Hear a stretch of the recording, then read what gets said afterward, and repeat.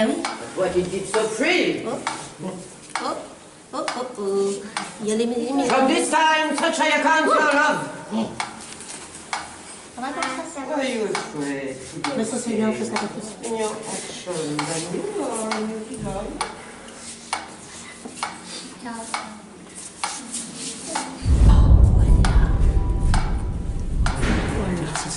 Qu'est-ce que fait? Le diable, les cornes du diable, vous avez signé? C'est bien le diable.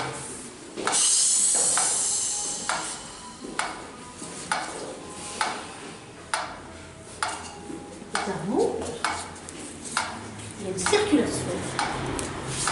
Trafic, Last group downstairs. Hello. I'm so glad to see you. Miss Pickwick. How much? 3. Yeah, 1, 2, 3. All right. Mais c'était bon, hein? Yeah? J'ai gardé pour la fin. Des signes? Oui, des signes. Et tu vas dire à l'interview. Vous suivez Lady? Vous suivez Lady? Everything's all right? All right. Yes. Don't forget our museum. In this way.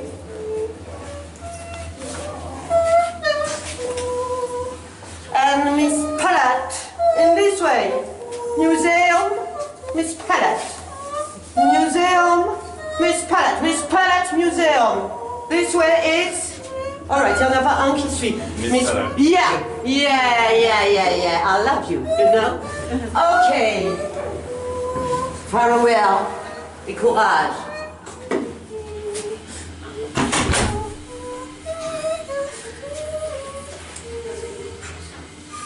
Il est parti pour un long voyage sur la mer Méditerranée. Ohé, ohé. Au bout de 5 à 6 semaines, les vivres vinrent à manquer. Ohé, ohé. Les tiras à la courte paille pour savoir qui sera mangé. Ohé, ohé. Le sort tomba sur le plus jeune qui n'avait jamais navigué. Ohé, ohé. On cherche alors à quelle sauce le pauvre enfant sera mangé. Ohé, ohé. L'un voulait qu'on le mit frire, l'autre voulait le fricasser. Et regardant la mer entière, l'enfant vit des flots de tous côtés. Ohé, ohé.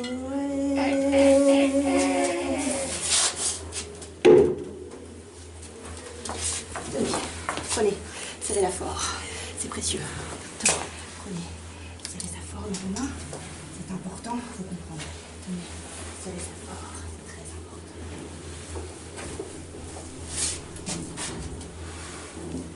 Imaginez, dehors, il fait nuit noire.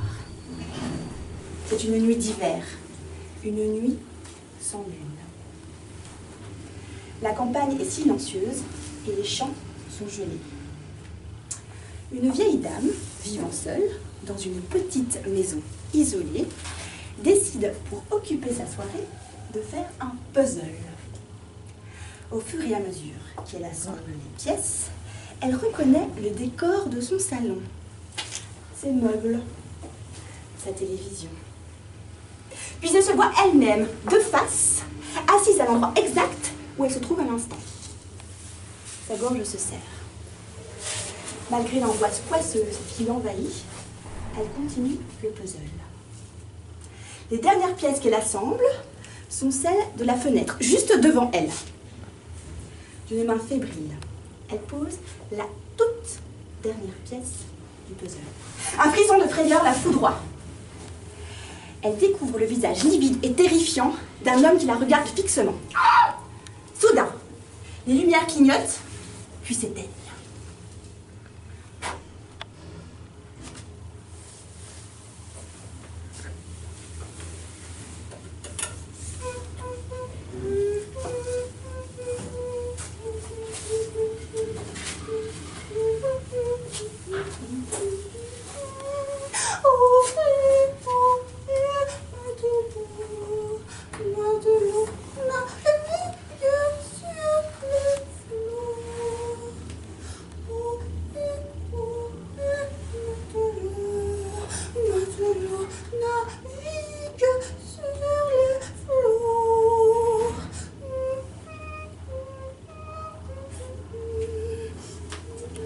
Madame, puis-je emporter vos gens?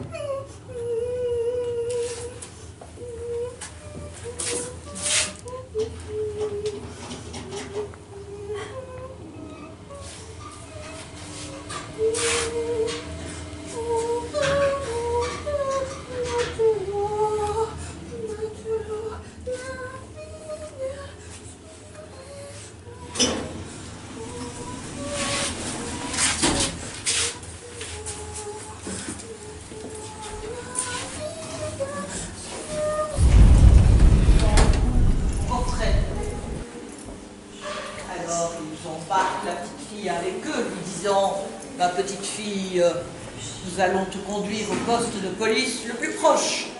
Et l'homme conduit dans le noir, concentré sur la route. Et puis, il se retourne pour voir comment va la petite fille. Et à côté de lui, sa femme, la gorge ouverte, ensanglantée, le sang coule encore. Alors, il se retourne.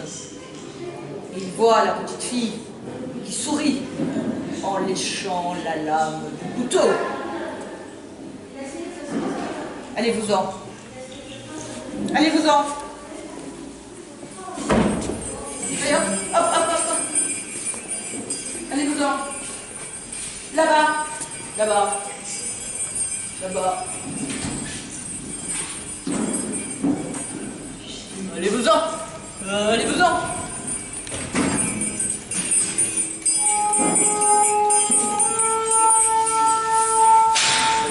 No, tu looks so green and pale, la petite se fout.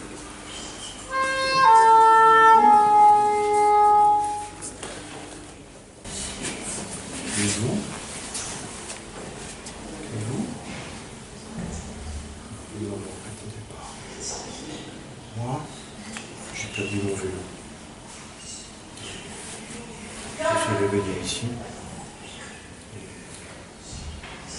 Et je ne sais pas comment sortir.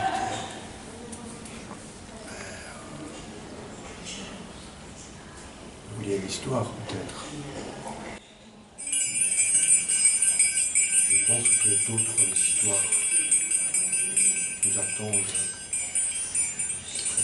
Suivez-moi, mes frères.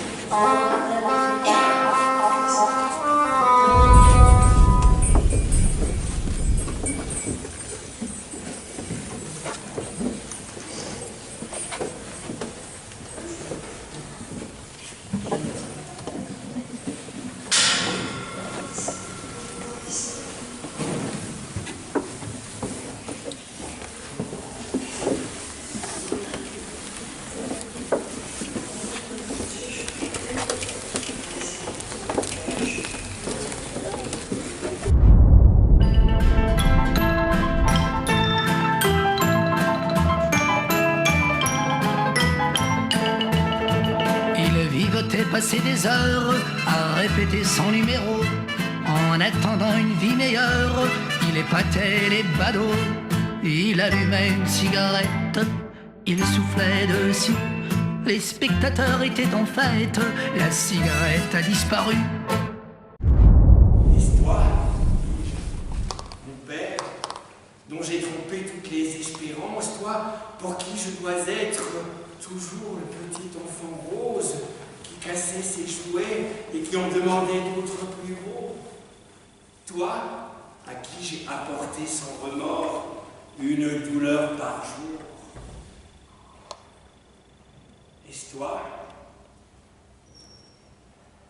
je ne tournais pas la tête, mais aucun baiser ne se posa sur ma chevelure, et je sus que ce n'était pas mon père.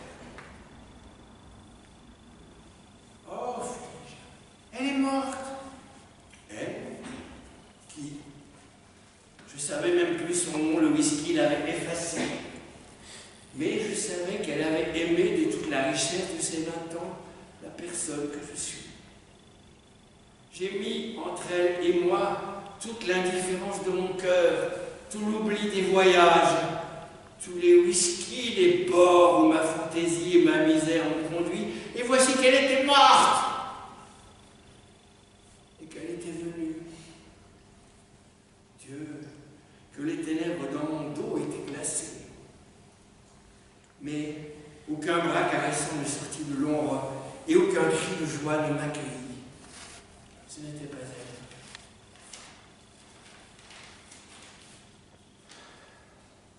elle. Le doigt de feu s'envola vers le ciel comme une petite âme d'enfant de cœur. Et dans la nuit formidable qui m'entourait, une main surgit qui me saisit à la gorge. Elle tremblait, cette main. Elle tremblait et ça sentait l'oignon et la pipe. Et je compris, avec amertume et colère, que c'était ces vieilles crapouilles, crapules, fripouilles de Bob et Moore qui venaient voler mon whisky.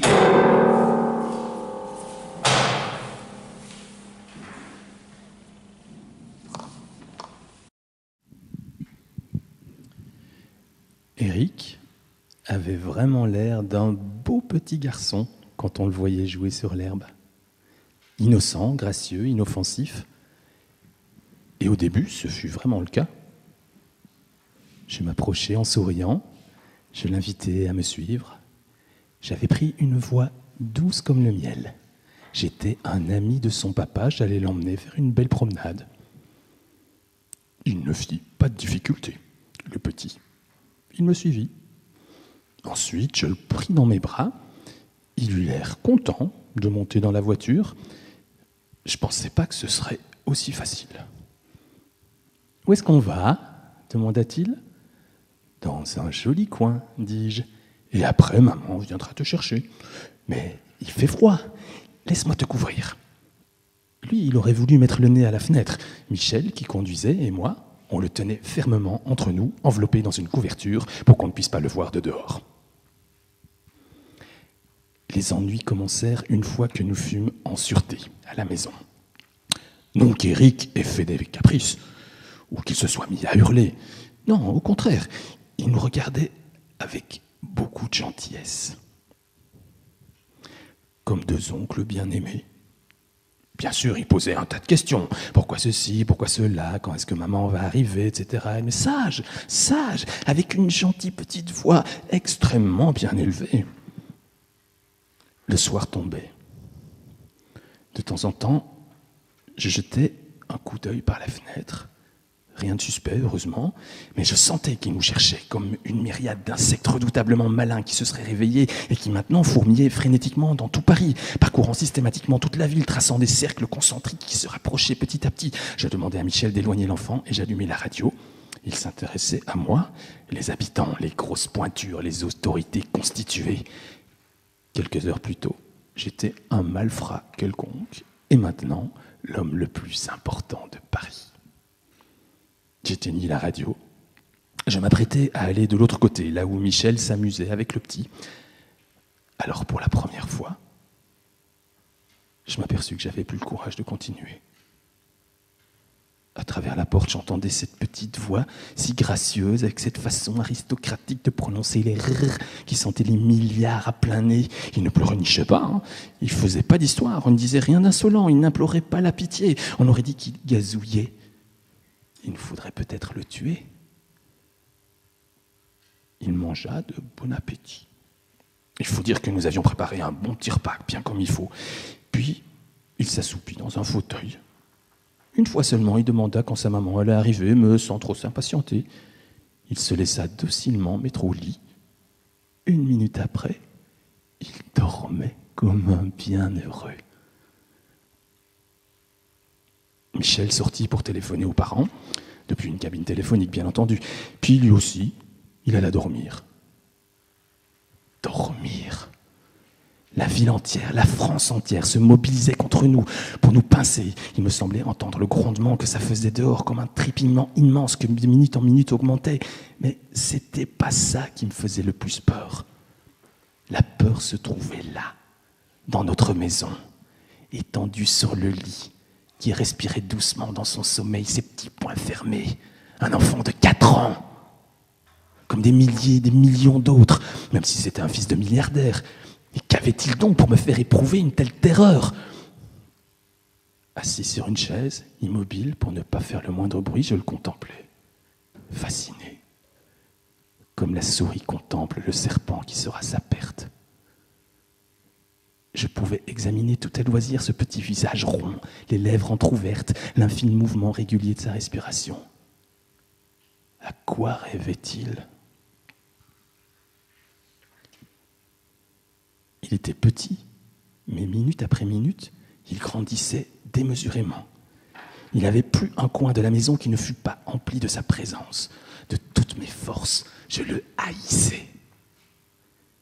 Mais qu'avait cet enfant pour me mettre dans cet état ? Dans quel piège infernal étais-je allé me fourrer ? Et maman, quand est-ce qu'elle arrive ? Ce fut la première question qu'il posa lorsqu'il se réveilla le matin.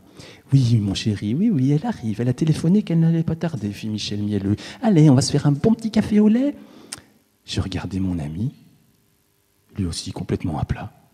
Cette petite vermine nous terrorisait. Nous étions totalement à sa merci, esclaves. Nous étions esclaves de ce petit monstre. Qu'avait-il fait pour nous épouvanter de cette façon ? Quel mystérieux pouvoir se trouvait en lui ?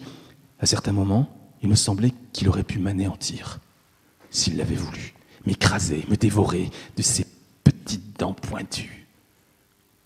Je ne suis pas expert en enfants, j'en ai jamais fréquenté. Je ne pouvais pas supposer qu'il représentait un tel danger.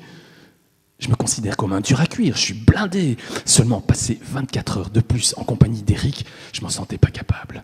50 millions ou pas, il fallait s'en débarrasser. Mais comment ? Maintenant, le lit est vide.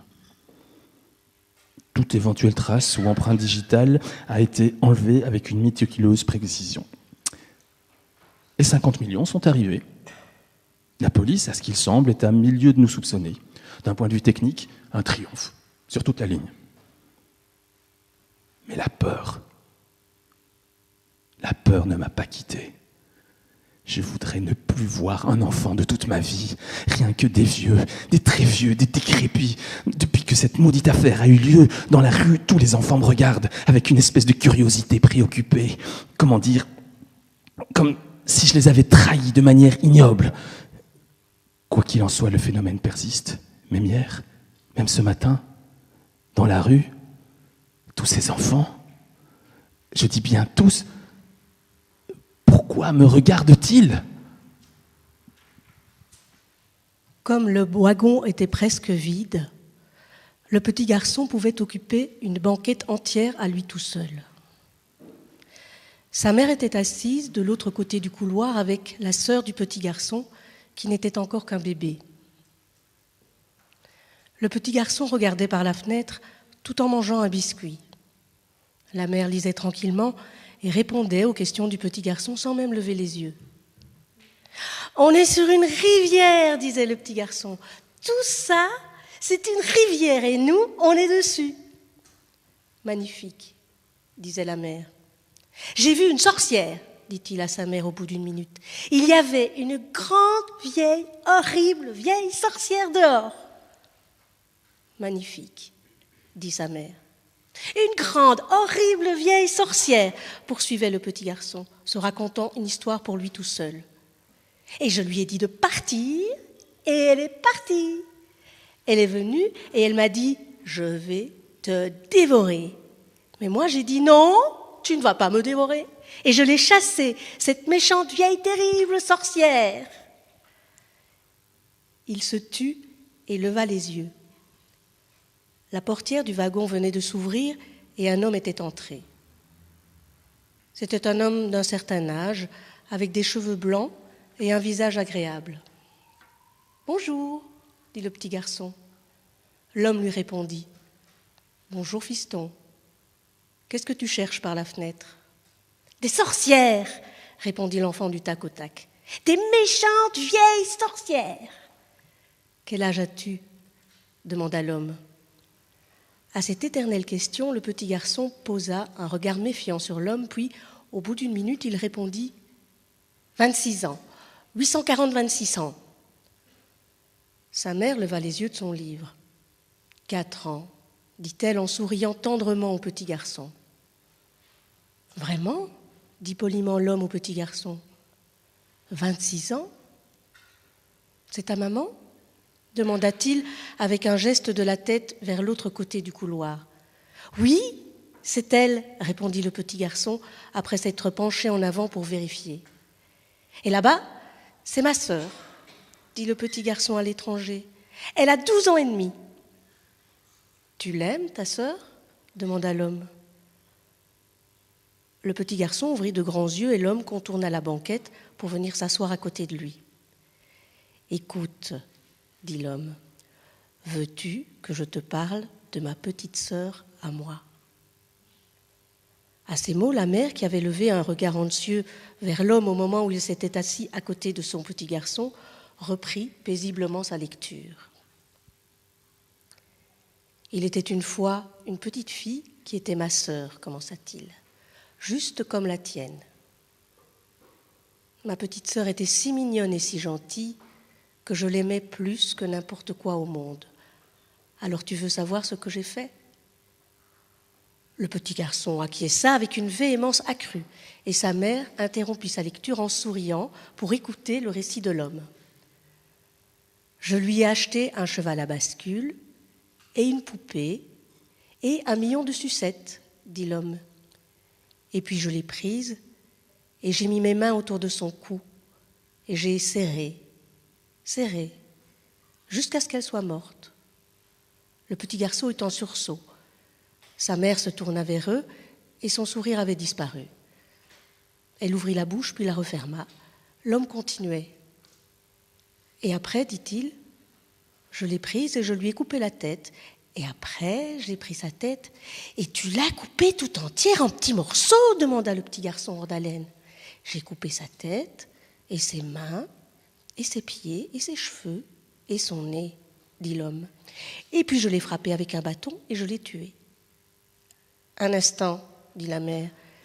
Mais juste à ce moment-là, le bébé tomba de côté et pendant que la mère le rasseyait, l'homme poursuivit son récit. « Et j'ai pris sa tête et j'ai arraché tous ses cheveux et... » « À ta petite sœur ?» demanda avidement le petit garçon. « À ma petite sœur » répéta fermement l'homme. « Et j'ai mis sa tête dans une cage où il y avait un ours et l'ours a tout mangé. »« Il a mangé toute sa tête ?» demanda le petit garçon. La mère posa son livre à côté d'elle et traversant le couloir, elle vint se planter à côté de l'homme. « Qu'est-ce qui vous prend ?» dit-elle. L'homme la regarda avec courtoisie. « Allez-vous-en » reprit-elle. « Vous ai-je fait peur ?» rétorqua l'homme, et regardant le petit garçon, il le poussa du coude et tous les deux se mirent à rire. « Ce monsieur a coupé sa petite sœur en 1000 morceaux, dit le petit garçon à sa mère. « Je n'hésiterai pas à appeler un contrôleur, dit la mère à l'homme. « Le contrôleur va manger ma maman, dit le petit garçon, et nous, on coupera la tête de ma maman. Et la tête de la petite sœur aussi, dit l'homme. Il se leva et la mère s'effaça pour le laisser sortir. « Ne reparaissez plus jamais dans ce wagon, lui dit-elle. « Ma maman va te manger, lui dit le petit garçon. L'homme rit et le petit garçon rit à son tour. « Pardon, dit l'homme à la mère et il passa devant elle pour sortir de la voiture. Quand la porte se fut refermée sur lui, le petit garçon demanda « Pendant combien de temps est-ce qu'on va devoir rester dans ce sale vieux train ?»« Plus très longtemps, dit la mère. Elle restait là à regarder son petit garçon sans savoir que lui dire. « Sois sage, dit-elle finalement, sois un gentil petit garçon. Tu peux avoir une nouvelle sucette. » Quand j'étais petit, toutes sortes de gens venaient frapper à notre porte. Mon père regardait dans l'œilleton, mais n'ouvrait pas. Les gens frappaient et frappaient à la porte sauvagement, et j'avais un peu peur. Mais mon père venait toujours s'étendre à côté de moi sur le tapis ou s'adosser au piano et me serrait très fort dans ses bras. « N'aie pas peur, me chuchotait-il. Tu n'as rien à craindre. c'est des gens creux. Puis, il murmurait à mon oreille, « Schiffman, ouvre la porte, nous savons que tu es là. » Et une seconde plus tard, les gens répétaient à voix haute ce que mon père venait de me chuchoter à l'oreille. Alors, il faisait plusieurs fois le tour de la maison, essayait d'ouvrir les stores de l'extérieur. Mon père chuchotait près de moi et eux chuchotaient dehors comme un écho. « Tu vois, disait mon père, il n'y a rien à craindre. Ce sont des gens creux, sans corps, sans rien, à peine des voix. » Et il recommençait. « Nous reviendrons, Schiffman. Faut pas te frotter à nous. » Et eux dehors répétaient. Puis ils revenaient de nouveau et nous nous cachions de nouveau. Et ma mère est morte sans voix, mais avec un corps. Et nous sommes allés l'enterrer. Nous avons emmené avec nous un homme pour la pleurer. Et mon père m'a montré dans le livre le passage exact des pleurs, parce que cet homme-là aussi faisait partie des gens creux. Pendant une semaine, tout a été calme, puis ils sont revenus. Nous avons continué de nous blottir dans le coin. Parfois, c'était mon père qui disait ce qu'ils allaient dire, parfois c'était moi. Et j'étais étonné d'avoir eu si peur autrefois, alors qu'aujourd'hui, mes mots me revenaient d'eux comme une balle de tennis lancée contre un mur, comme ça, sans rime ni raison. Mon père aussi est mort dans le coin, là-bas, près du piano, pendant que je le serrais dans mes bras, comme il me serrait dans les siens lorsque j'avais peur. Il s'est tu quand nous l'avons descendu dans la tombe. Il s'est tu quand l'homme a pleuré là où dans le livre je savais qu'il pleurerait. Et il a continué de se taire quand nous l'avons recouvert de terre. Et je me suis tu aussi après lui, parce qu'après tout, j'étais sans doute moi aussi un des leurs. Il l'a tirée de sa poche percée, l'a mise sous ses yeux et l'a bien regardée en disant « Malheureux ». Il l'a soufflé de sa bouche humectée. Il avait presque peur d'une horrible pensée qui vint le prendre au cœur. Il l'a mouillé d'une larme gelée qui fondit par hasard. Sa chambre était trouée encore plus qu'un bazar. Il l'a frottée, ne l'a pas réchauffée, à peine il la sentait, car par le froid pincé, elle se retirait. Il l'a pesée comme on pèse une idée en l'appuyant sur l'air, puis il l'a mesurée avec du fil de fer. Il l'a touchée de sa lèvre ridée. D'un frénétique effroi, elle s'est récriée « Adieu, embrasse-moi ». Il l'a baisée et après l'a croisée sur l'horloge du corps qui rendait mal montée de mats et lourds accords. Il l'a palpée d'une main décidée à la faire mourir. Oui, c'est une bouchée dont on peut se nourrir. Il l'a pliée. Il l'a cassée. Il l'a placée. Il l'a coupée. Il l'a lavée. Il l'a portée. Il l'a grillée. Il l'a mangée. Quand il n'était pas grand, on lui avait dit « Si tu as faim, mange une de tes mains. » Schopenhauer, le célèbre philosophe qui ne riait jamais, venait de mourir. Et il fut décidé que nous le veillerions tour à tour jusqu'au matin. Il était couché dans une grande chambre très simple, vaste et sombre, 2 bougies brûlées sur la table de nuit.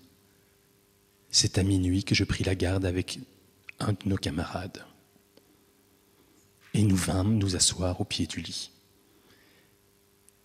La figure avait bien changé. Elle riait. Elle riait, monsieur. Un pli se creusait au coin des lèvres et il nous semblait qu'il allait ouvrir les yeux, remuer, parler. Sa pensée nous enveloppait. Nous nous sentions plus que jamais dans l'atmosphère de son génie, envahis, possédés par lui. Sa domination nous semblait même plus souveraine maintenant qu'il était mort. Un mystère se mêlait à la puissance de cet incomparable esprit. Le corps des hommes disparaît, mais ces hommes-là restent, eux. Et dans la nuit qui suit l'arrêt de leur cœur, je vous assure, monsieur, qu'ils sont effrayants. Il me semble qu'il va parler, dit mon camarade. Et nous regardions avec une inquiétude touchant à la peur, le visage immobile et riant, riant toujours. Peu à peu, nous nous sentions mal à l'aise, oppressés, défaillants. Je balbutiais, je ne sais pas ce que j'ai, mais je t'assure, je me sens malade. Alors mon compagnon me proposa de passer dans la chambre voisine en laissant la porte ouverte. Je pris une des bougies qui brûlait sur la table de nuit et le laissai une seconde. Je lui laissai la seconde. Nous allâmes nous asseoir à l'autre bout de la pièce de façon à voir de notre place le lit et le mort en pleine lumière. On eût dit que son être immatériel, dégagé, libre, rôdait autour de nous. Et parfois aussi l'odeur infâme du corps décomposé nous arrivait, nous pénétrait, écœurante et vague. Tout à coup, un frisson nous passa dans les os. Un petit bruit était venu de la chambre du mort.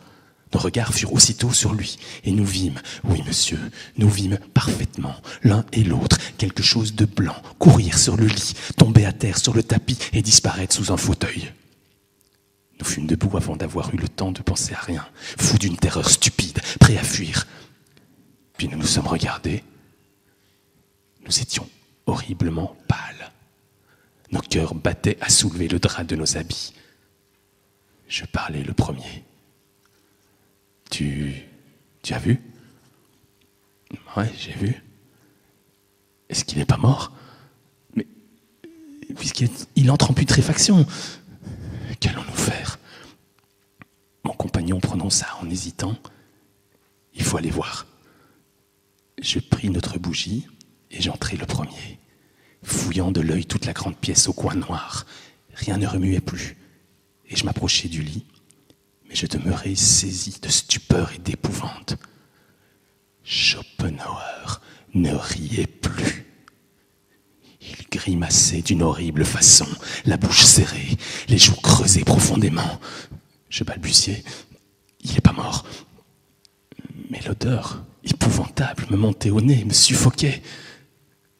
Alors mon compagnon, ayant pris l'autre bougie, se pencha, puis il me toucha le bras sans me dire un mot. Je suivis son regard et j'aperçus à terre, sous le fauteuil à côté du lit, tout blanc, sur le sombre tapis, ouvert comme pour mordre, le râtelier de Schopenhauer. Charles avait très envie d'aller aux toilettes. Inutile de faire semblant de croire que ça allait passer. Sa vessie le torturait et mademoiselle Bird s'était rendu compte qu'il se tortillait sur sa chaise. « Charles, dit-elle d'une voix bien nette, sans cesser de désigner la Bolivie du bout de sa baguette, avez-vous envie d'aller aux toilettes ?»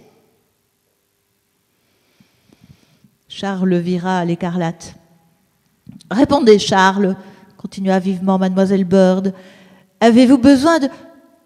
uriner. Elle va dire uriner. Elle dit toujours ça. Oui, mademoiselle. Comment, oui? J'ai envie d'aller aux toilettes. Mademoiselle Bird eut un sourire. Très bien, Charles. Vous pouvez aller uriner aux toilettes. Est-ce bien ce que vous voulez faire? Uriner? Charles baissa la tête comme un condamné. Très bien, Charles, vous pouvez y aller. Et la prochaine fois, soyez assez gentil pour ne pas attendre qu'on vous demande ce qui se passe. traînant les pieds, Charles se dirigea vers la porte. 30 paires d'yeux vrillaient sur son dos, et chacun de ses gosses, y compris Cathy, savait qu'il allait uriner aux toilettes. Mademoiselle Bird aimait ça. Oui, elle adorait le faire rougir. Ça, le G-A-R-C-E, pensa-t-il. Charles avait éplé, car il avait décrété l'année précédente que Dieu ne précisait pas qu'il y avait péché si on épelait. Il entra dans les toilettes des garçons.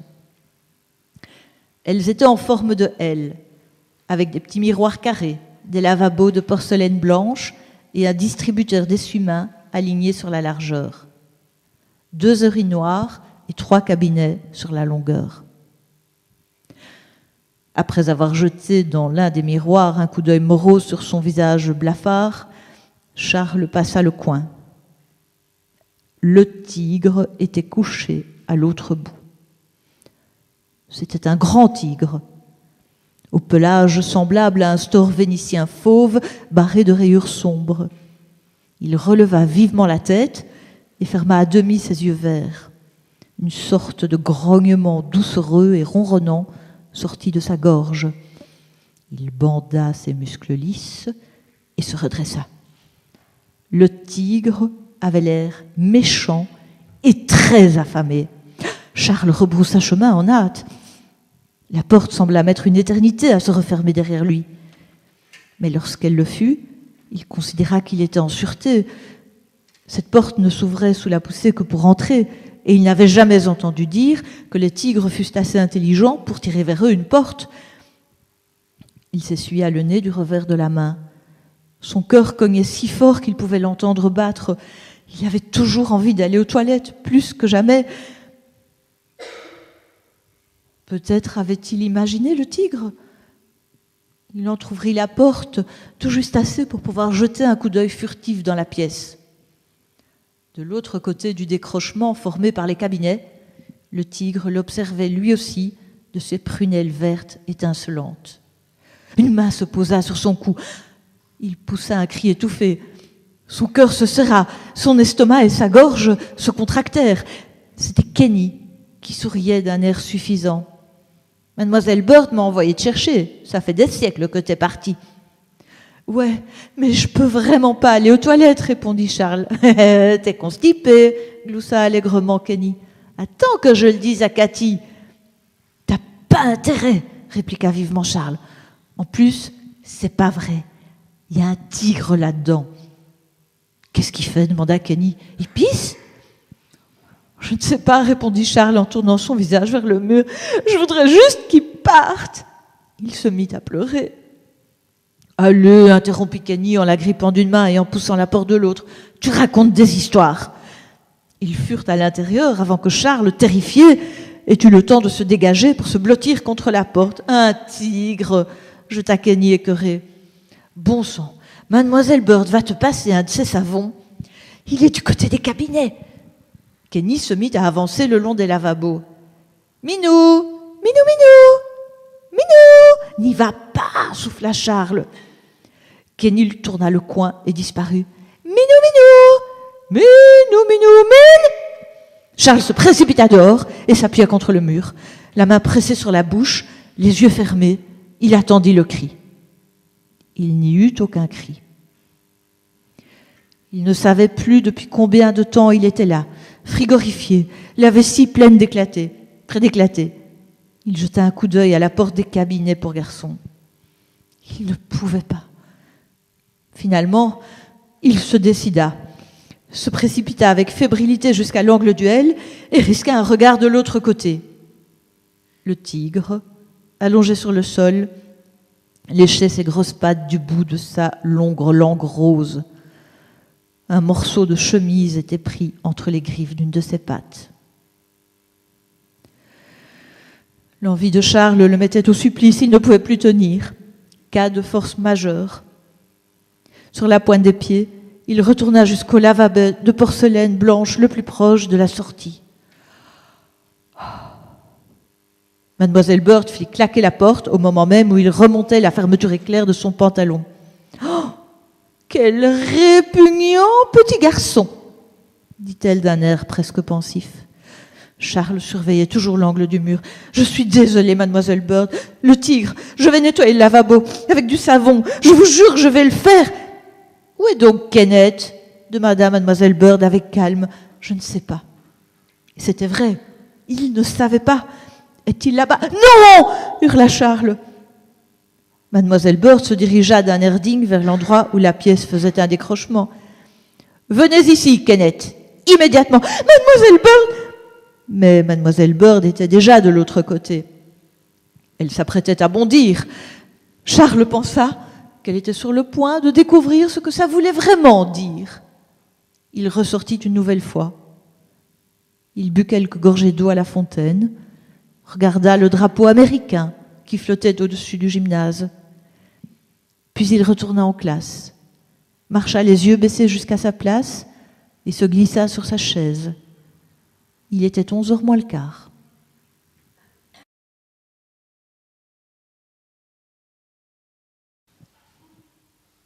Tu l'as donc rencontré dans un pauvre bistrot où tu vas le matin très tôt prendre un petit café. Il venait tous les jours et toi tu as fini, le voyant si triste toujours, par le trouver gentil. Et hier soir dans ta maison, tu étais gai comme un pinson. Ses yeux qui te plaisaient tant t'avaient caressé d'un regard si tendre. Sa bouche qui te plaisait tant t'avait dit des mots pleins de sentiments. Son cœur, qui te plaisait tant, battait doucement au rythme des rêves. Ses mains, qui te plaisaient tant, étreignaient tes mains d'un geste enivrant. Il avait des beaux yeux, il avait des mains fines, une bouche bien dessinée. Il était seul et digne. Tu pensais à son cœur, tu voulais l'éveiller. Imaginant sa pauvre vie, tu voulais l'égayer. Mais hier soir, dans sa maison, il était gai comme un pinson. Ses yeux, qui te plaisaient tant, regardaient le sang couler sur la table. Son cœur, qui te plaisait tant, sonnait à coups sourds le glas des amants. Sa bouche, qui te plaisait tant, murmurait des mots qui te rendaient folle. Ses mains, qui te plaisaient tant, poussaient le couteau dans un ventre blanc. Il préparait des merlans. Il habitait dans le bois de Fausse-Repose, en bas de la côte de Picardie. Un très joli loup adulte aux poils noirs et aux grands yeux rouges. Il se nommait Denis, et sa distraction favorite consistait à regarder les voitures venues de Ville-d'Avray mettre plein gaz pour aborder la pente luisante sur laquelle une ondée plaque parfois le reflet olive des grands arbres. Il aimait aussi, par les soirs d'été, rôder dans les taillis pour y surprendre les amoureux, impatients dans leur lutte avec la complication des garnitures élastiques dont s'encombre malencontreusement de nos jours l'essentiel de la lingerie. Il observait avec philosophie le résultat de ses efforts, parfois couronnés de succès, et s'éloignait pudiquement en hochant la tête lorsqu'il arrivait qu'une victime consentante passa, comme on dit, à la casserole. Héritier d'une longue lignée de loups civilisés, Denis se nourrissait d'herbes et de jacinthes bleues, corsé en automne de quelques champignons choisis et en hiver, bien contre son gré, de bouteilles de lait chippées aux gros camions jaunes de la société. Il avait le lait en horreur à cause de son goût de bête. Denis vivait en bonne intelligence avec ses voisins, car ils ignoraient, vu sa discrétion, qu'il existât. Il s'abritait dans une petite caverne, creusée bien des années plus tôt par un chercheur d'or sans espoir. Denis s'était aménagé là une retraite confortable, garnie au fil des années d'enjoliveurs de roues, d'écrous et de pièces automobiles ramassées par lui sur la route où survenaient des accidents fréquents. Passionné de mécanique, il aimait à contempler ses trophées et rêvait à l'atelier qu'il montrait certainement un jour. 4 bielles d'alliage léger soutenaient un couvercle de malle utilisé en guise de table. Le lit se composait des sièges de cuir d'une vieille Amilcar et prise passagèrement d'un gros platane costaud. Et 2 pneus constituaient des cadres luxueux pour le portrait de parents longtemps chéris. Le tout se mariait avec goût aux pièces plus banales rassemblées jadis par le prospecteur. Par une belle soirée d'août, Denis faisait à petits pas sa promenade de digestion quotidienne. La pleine lune travaillait les feuilles en dentelle d'ombre et sous la lumière nette, les yeux de Denis prenaient de suaves reflets rubis. Denis approchait du chêne, terminus ordinaire de sa marche, lorsque la fatalité mit sur son chemin le mage du Siam, dont le vrai nom s'écrit Étienne Pample, et la petite Lisette Cachou, brune serveuse du restaurant Groneille, entraînée à fausse repose par le mage sous un fallacieux prétexte.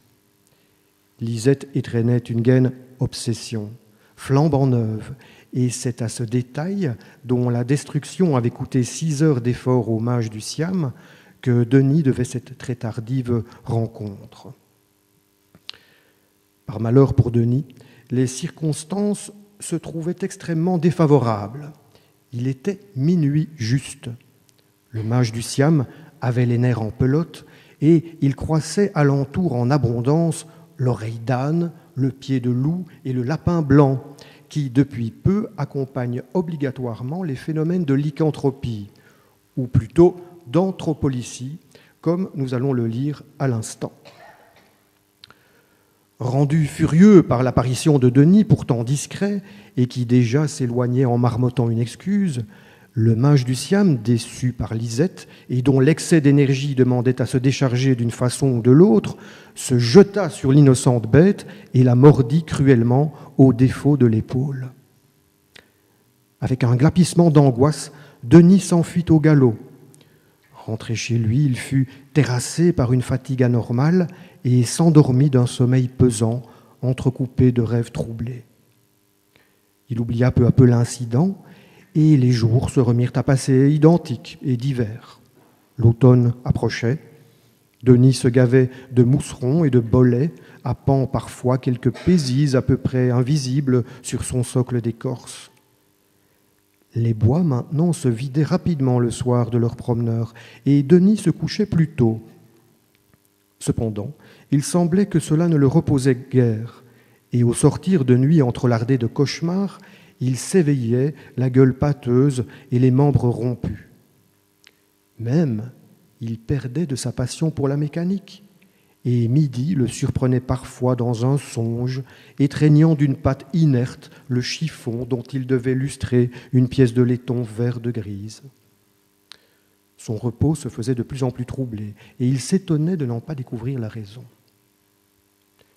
La nuit de la pleine lune, il émergea brutalement de son somme, grelottant de fièvre, saisi par une intense impression de froid.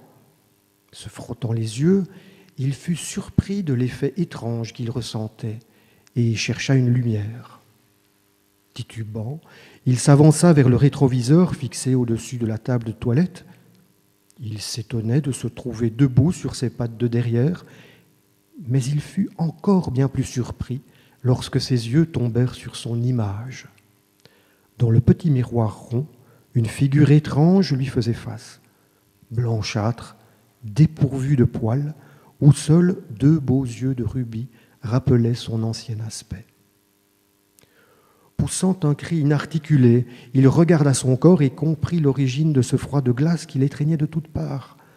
Son riche pelage noir avait disparu, et sous ses yeux se dressait le corps mal formé d'un de ces hommes dont il raillait d'ordinaire la maladresse amoureuse. Il fallait courir au plus pressé. Denis s'élança vers la malle bourrée de défroques diverses glanées au hasard des accidents. L'instinct lui fit choisir un complet gris rayé de blanc, d'aspect distingué, auquel il assortit une chemise unie de teinte bois de rose et une cravate bordeaux. Dès qu'il eut revêtu ses vêtements, surpris de se garder un équilibre qu'il ne comprenait pas, il se sentit mieux et ses dents cessèrent de claquer. C'est alors que son regard éperdu se posa sur le petit tas de fourrure noire épars alentour de sa couche, et il pleura son aspect disparu. Il se ressaisit néanmoins, grâce à un violent effort de volonté, et tenta de faire le point. Ses lectures lui avaient enseigné bien des choses, et l'affaire semblait claire. Le mage du Siam était un loup-garou, et lui, Denis, mordu par l'animal, venait réciproquement de se changer en homme. Homme parmi les hommes, quel danger ne courrait-il point ? Est-ce sans danger, dit-il.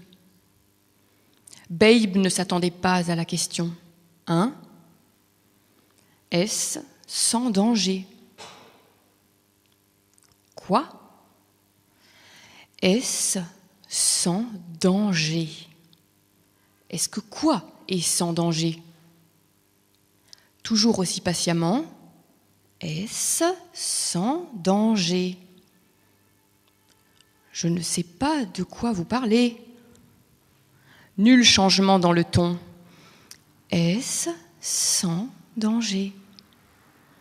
Babe commença à élever la voix. Je ne peux pas répondre à ça.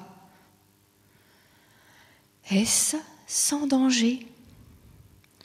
Je ne sais pas. Ne m'entendez-vous pas ? Je ne sais pas. Dites-moi à quoi ce se réfère. Ce fut dit avec une infinie patience, mais cette fois, il y eut dans le ton quelque chose de définitif. Est-ce sans danger ? Si bien que lorsque Babe répondit calmement « Je ne sais vraiment pas ce que vous voulez que je dise », il ne fut pas surpris quand la main du gros homme se déplaça, obligeant Babe à ouvrir la bouche. L'homme sortit un miroir oblique de dentiste bien propre, puis choisit un autre outil avec une espèce de bout arrondi. Absolument concentré, ses yeux bleus ne sciant pas, il se mit au travail. « Mon Dieu, pensa Babe, il me nettoie les dents. » Pendant un très bref instant, Babe eut envie de rire. Seulement, bien sûr, il ne le fit pas, parce que ce n'était pas drôle. Parce que, bien sûr, il avait peur. Les dentistes font peur. Quels que soient les airs de musique qu'ils jouent dans leur cabinet ou quel que soit le nombre de piqûres de novocaïne qu'ils vous font, tout cela était très primitif. Cela dépassait la douleur. Dentiste signifie peur. Très exactement, comme dans Psychose, dans la scène de la douche, cela signifiait peur.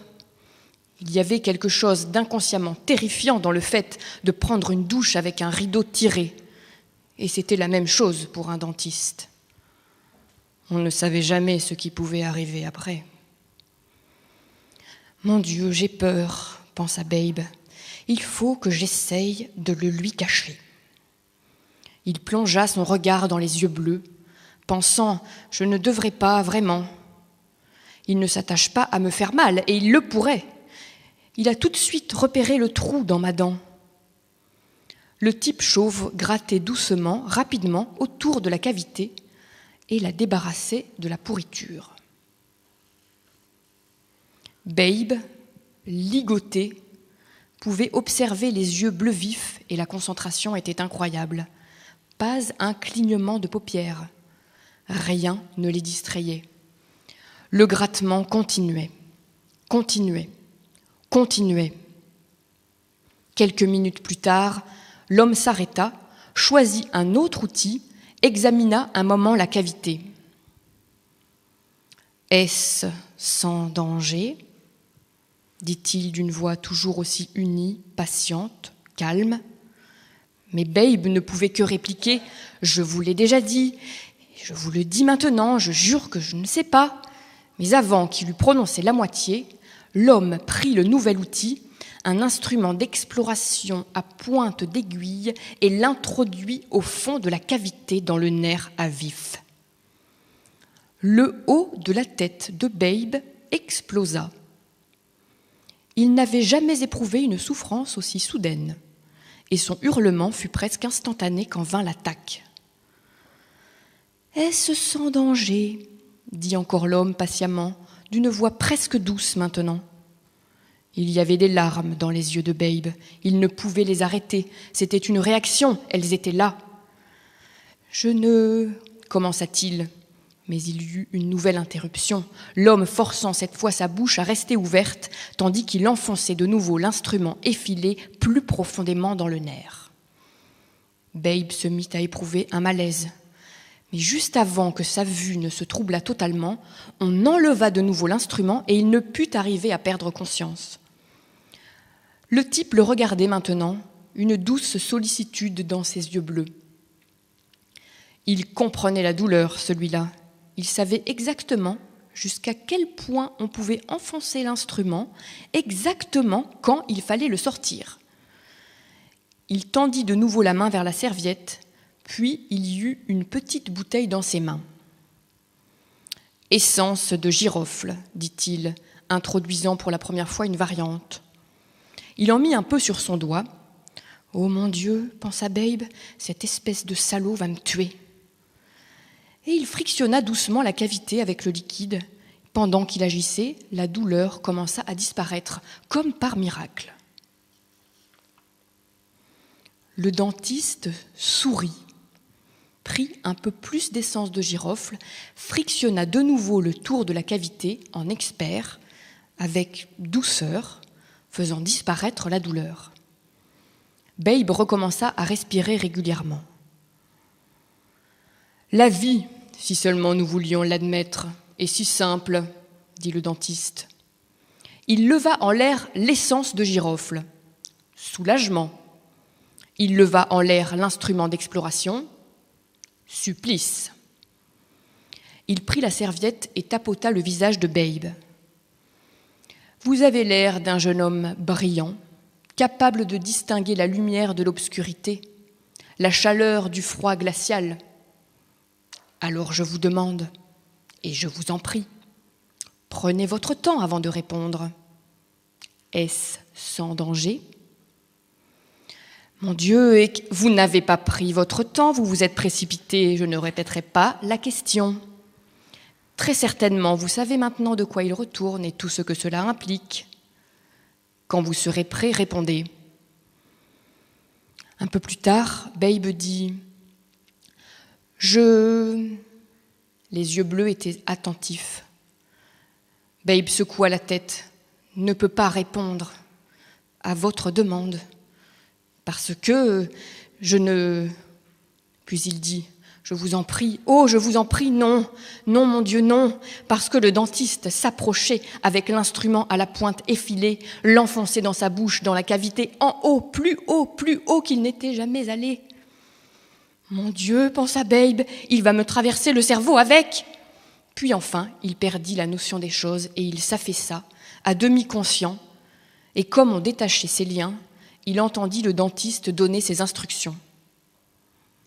Karl, emmène-le dans la chambre d'amis. Emporte l'essence de girofle et des sels pour les lui faire respirer. Prépare-le et vite. Vous pensez qu'il sait ? Demanda Karl. Bien sûr qu'il sait, dit le dentiste. Mais il est très entêté. Puis il y eut une pause. Alors, Babe entendit les mots les plus horribles de sa vie.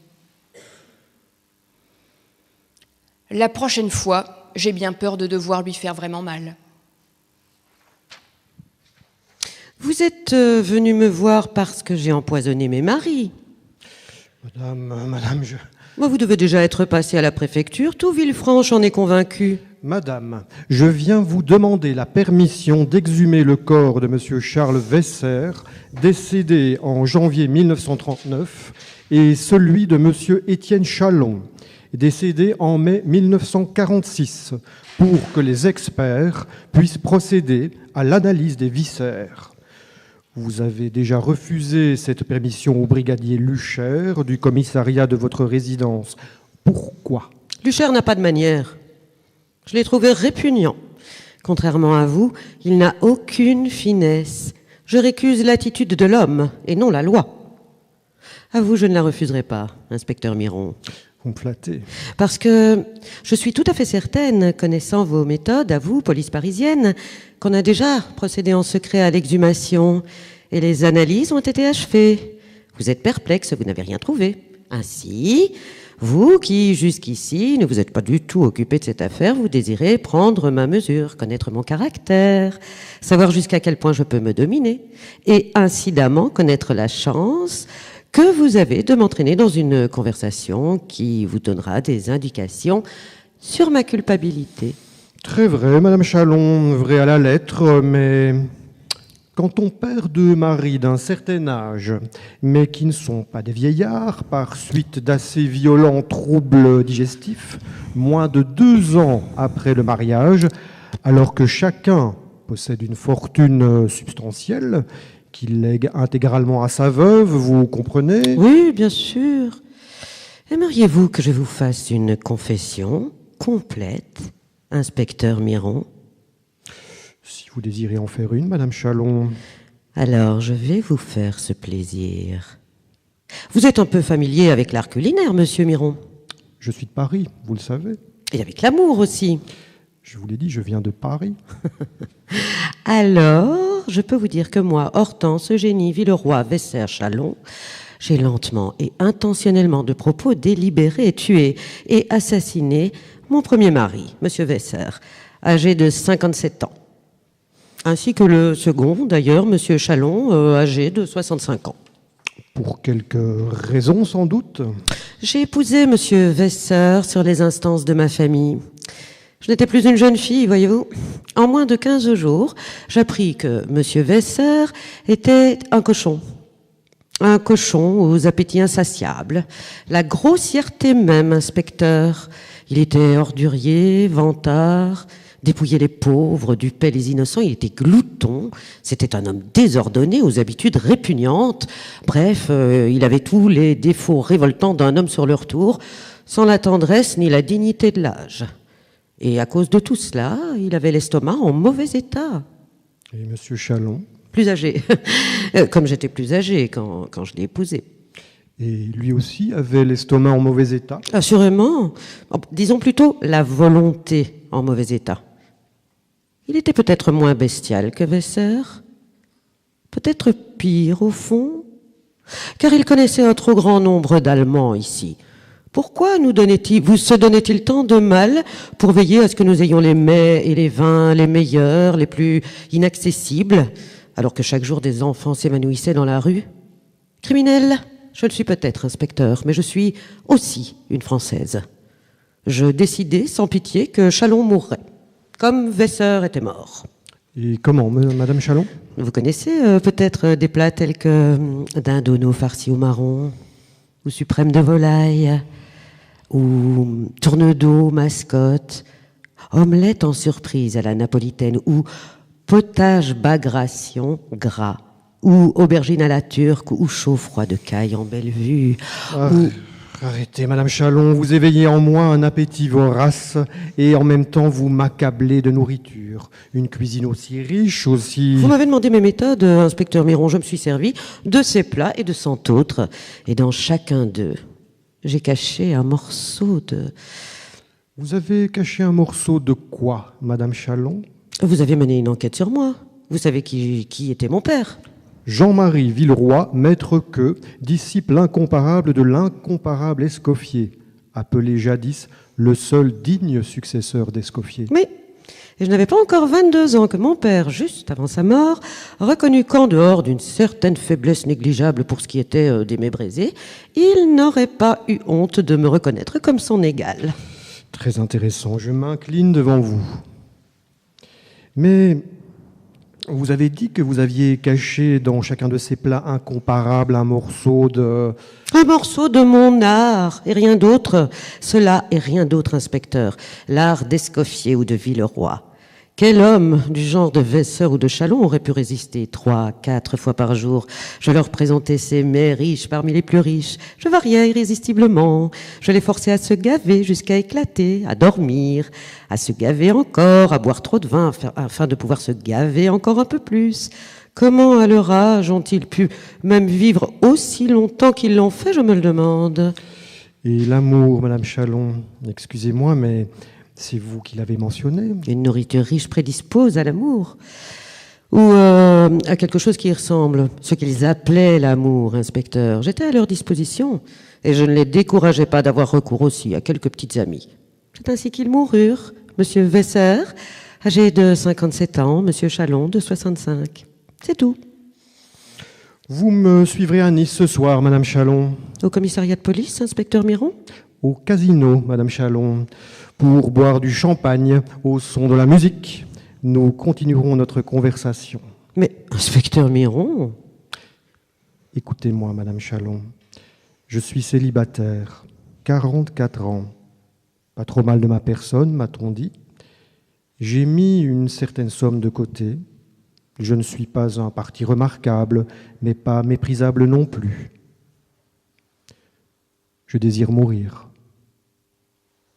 La bonne chère, lorsqu'on en fait un usage modéré, n'est pas nécessairement fatal. Vous plairait-il de baiser ma main, inspecteur ?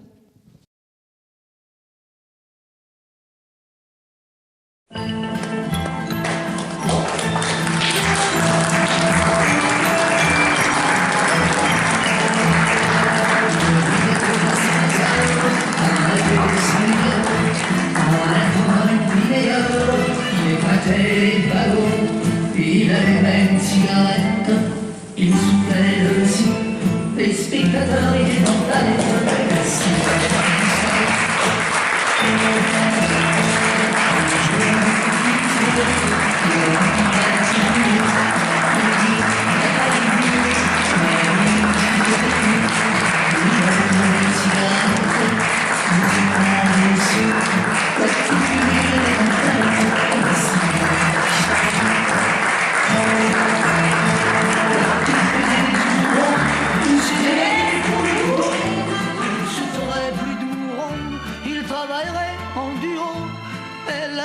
cigarette, elle soufflerait dessus, elle compterait les recettes, adjugé n'en parlons plus.